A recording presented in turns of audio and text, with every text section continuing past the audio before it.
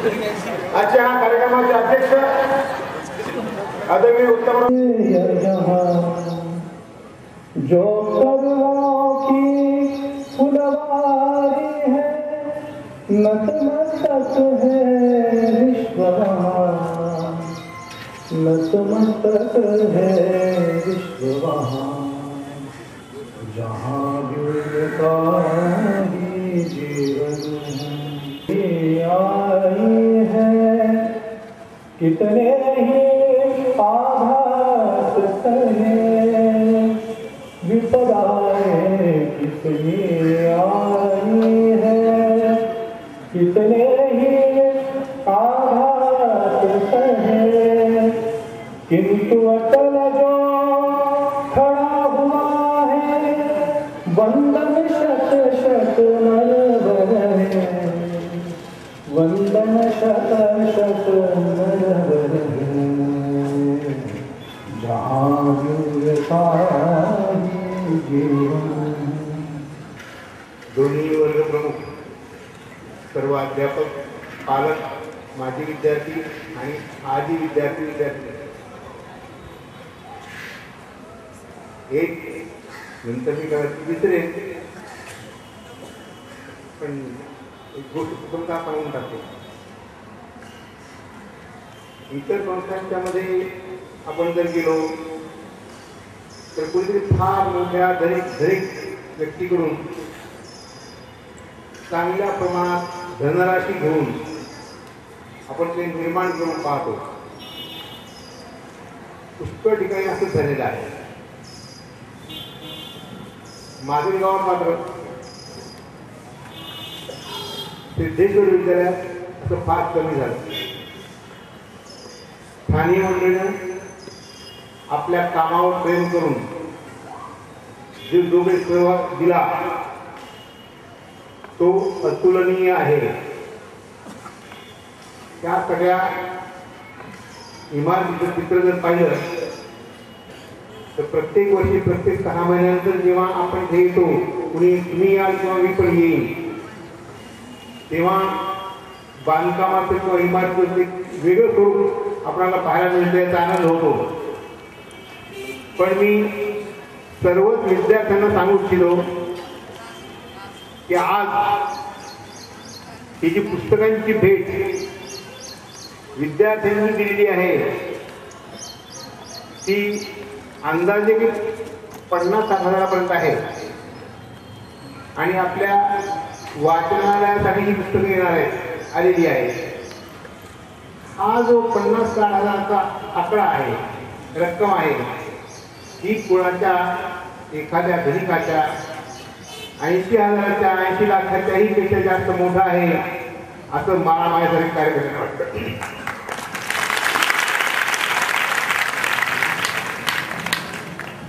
या शाळेतल्या विद्यार्थ्यांनी आपल्या विद्यालयाकरता म्हणून जी काही थोडी बहु मदत केली, फुल नाही फुलाची पाकळी, की बाहेरच्या एखाद्या धनिकाकडून घेतलेल्या फार मोठ्या रकमेपेक्षा जास्त मोठी असते, हे समाधान असतं.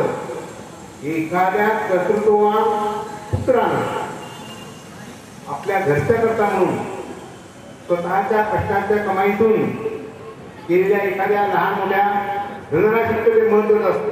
हेच फक्त खरं असतं, हेच फक्त खरं असतं. बाकीची सगळी वाढ त्यांनी ही खरी असते असं मला वाटत नाही. एक काळ असा होता, भावनेलाही महत्व आहे. तुम्ही तुमच्या विचार करा आणि निर्णय करा. भावनेला निर्णय आहे असं म्हणताना मला एखादी गोष्ट तुम्हाला सांगायची वाटते. एका खेडूताला त्याने कधी गाव सोडलेलं नसतं, गावाची शिव कधी ओलांडलेली नसते. आणि मग एका कीर्तनकाराला सांगितलं किंवा गंगेला अंघोळ करा, फार पुण्य लागतं, मग मिळत आवडतो माणसाला. या माणसाला वाटलं की आपण आता गंगेला अंघोळ करावीच बरं. त्याने विचारलं, महाराज गंगा कुठे हो? त्या महाराज सांगितलं तिकडं उत्तरेकडे गंगेकडे गंगा आहे. गंगेकडे आमच्या खेड्यामध्ये उत्तरेला उत्तर होण्याची कोणाला आठवण ते गंगेकडे म्हणतात, इकडे गंगा आहे. आणि शेवटी काय झालं, तोंडात मी निघतो गंगेजवळ स्नान करायचं आणि तो चालला त्या दिशेनं, उत्तर दिशेने चालला चालला चालला काही काही एक गाव ओलांडलं, 2 गाव ओलांडले. गंगा कशी असते हो, खूप मोठा पाण्याचा प्रवाह असतो. नेहमी पाण्याचा मोठा प्रवाह पाहिलाच नसतो. हा जातो त्याला एक ओढा लागतो, त्याला आली बाबा गंगा. पण त्या ओढे सुद्धा वाहत होते, आता नदी वाहत नाही पण तेव्हा ओढे वाहत होते. हा डुबकी मारली, ओढली, एक तर तो ओढा ओलांडला. समोर माणूस आला, काय हो गंगेमध्ये आंघोळ केली, त्याला बरं वाटायले. आणि मग त्यावेळेला वाटलं आणि गंगा कशाने हे ओढ आहे, गंगा फार लांब आहे, तिकडे जा उत्तरेकडे जा. तो उत्तरेकडे थोडी नदी लागते, त्याला काय हो गंगा आली, डुबकी मारतो आणि मग पुन्हा बाहेर दुसरा माणूस भेटतो. तो काम तुम्ही कुठले कोणत्या गावची काय नाही सांगतो, कसं काही कळालं नाही, तुम्ही जाऊ काय तो आज नाही वाटायले. आणि गंगा नाही, गंगा तिकडे राम अजून. असं करता करता तो 99 ठिकाणी आंघोळ करतो आणि 100व्या वेळी त्याला मोठी गंगा उत्तरी गंगा लागते. तो आंघोळ करतो, थकून गेला असतो, आंघोळ करतो, बाहेर येतो, त्याला बाहेर पडता येत नाही. त्या ठिकाणी तो मंदिरापर्यंत जाता येते, तो मरतो. न्यायला येऊन देतात निर्देश चित्रगुप्ताकडे. तुम्हाला चित्रगुप्ता नाव माहिती आहे, देवाचा कारकून असतो, सगळं कोणाचं पापण कुठे लिहून देऊन चित्रगुप्त सांगून टाकलं, एक गंगा सांगत कोण न्यायला आलाय, त्याला तोंडात पडून द्या. आम्हाला मी केलं हो, पण एकदाच मी आंघोळ केली गंगेमध्ये, एक कुठे तुमच्या मनात जी भावना होती एखाद्या नदीत स्नान करताना ती गंगेची होती ना, मग तुम्हाला ते पुण्य मिळालं. तुमच्या मनात एखाद्या नदीमध्ये आंघोळ करत असताना काय भावना होती, मी गंगेत आंघोळ करायला लागलो, तर तुम्हाला ते पुण्य मिळालं. आधी तुमचे 100 गंगा स्नान झाली, ती पुण्य तुम्हाला मिळेल. मी जरा ही गोष्ट ऐकल्यानंतर मी पण करायला लागलो. खरोखर माणूस कर्म करतो स्वतःच्या इंद्रियानं करतो की मनानं करतो. कर्म करत असताना, एखादं काम करत असताना मनात काय असतं, फळ मनानं केलेल्या कामावर असेल का शरीराने इंद्रियाने केलेल्या कामावर असेल. डॉक्टर साहेब कधी कधी फाडतात, कोणाची छाती फाड, कोणाचं पोट फाड, कोणाचा हात फाड.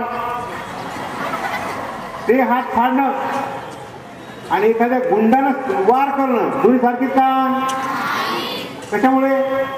डॉक्टर त्या माणसाला इलाज करायचा म्हणून, दुरुस्त करायचं म्हणून, त्याला रोगमुक्त करायचं म्हणून क्रिया फाडाफाडी करत असतात. म्हणून त्यांना मिळतं ते पुण्य आणि त्या दुसऱ्या माणसाला मिळतं ते त्याचं पाप. पण माणूस मनानं कोणती कृती करतो त्यावर ती क्रिया पाप किंवा पुण्य करतो. आज मी जरी नदी असलो, मी जरी ओढा असलो, गंगा जरी फार उत्तर फार लांबवर असली, गंगा खूप मोठी आहे, पण माझ्यासारख्या ओढ्याकडे बघत असताना तुमच्या मनात जर तुमच्या गुरुत्वाची जी भावना तुमच्या मनात आलेली आहे ती तुम्हाला पुण्य देऊन जावे, ती तुमच्यापासून मला हिरवून घ्यायची नाही. मग लक्ष्मणराव आहेत, मी आहे, तुमच्यासाठी म्हणून मंजुदास आहे, आणखी बाकीचे अनेक शिक्षक असतील. गुरूंच्या प्रति श्रद्धा असणे हा विषय अतिशय महत्वाचा आहे. मित्रांनो, ज्ञान मिळतं आहे, गुण नाही मिळत.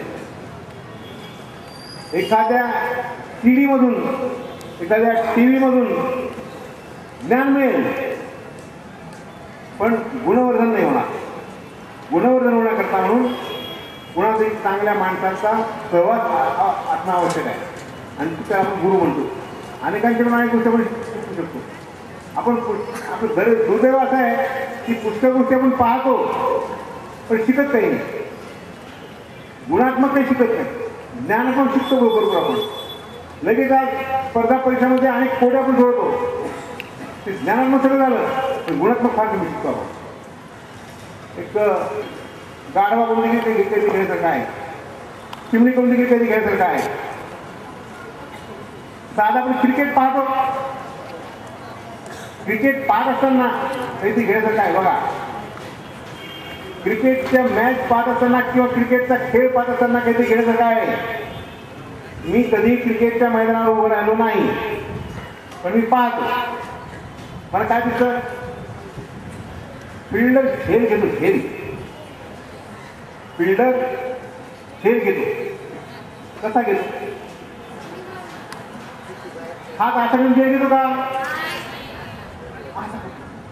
दुनिया नसते.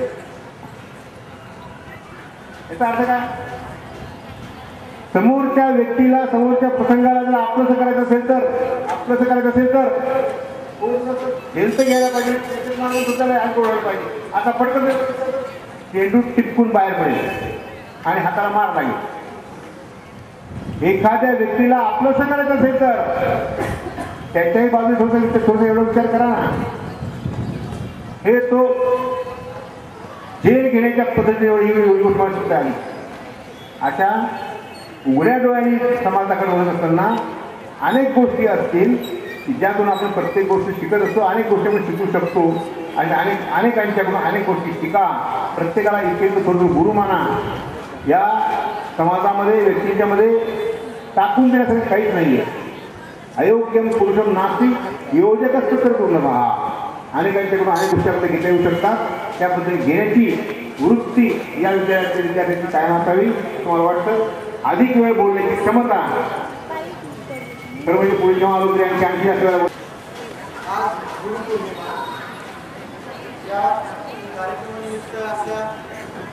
कार्यक्रमासाठी अध्यक्ष म्हणून या संस्थेचे अध्यक्ष यांनी अध्यक्षस्थान स्वीकारलं आणि आपली उपस्थित दर्शवली त्याबद्दल त्यांचे हार्दिक आभार व्यक्त करतो. तसेच प्रमुख अतिथी श्री डॉक्टर प्रकाशरावजी आनंदगावकर यांनी आम्हाला मोलाचे मार्गदर्शन केले, त्याबद्दल मी त्यांचे हार्दिक आभार व्यक्त करतो.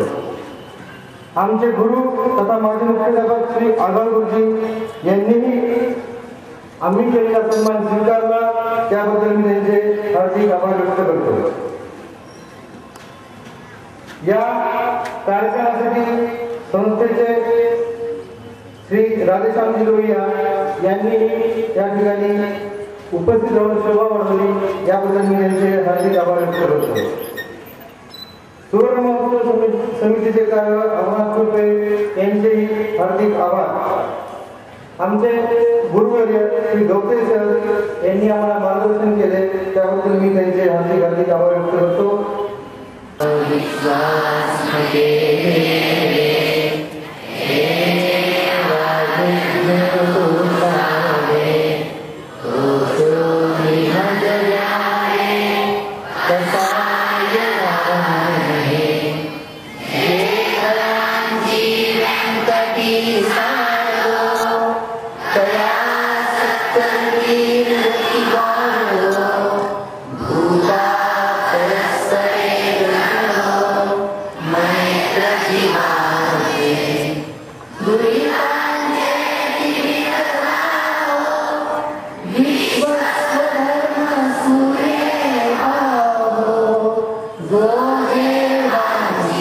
Go,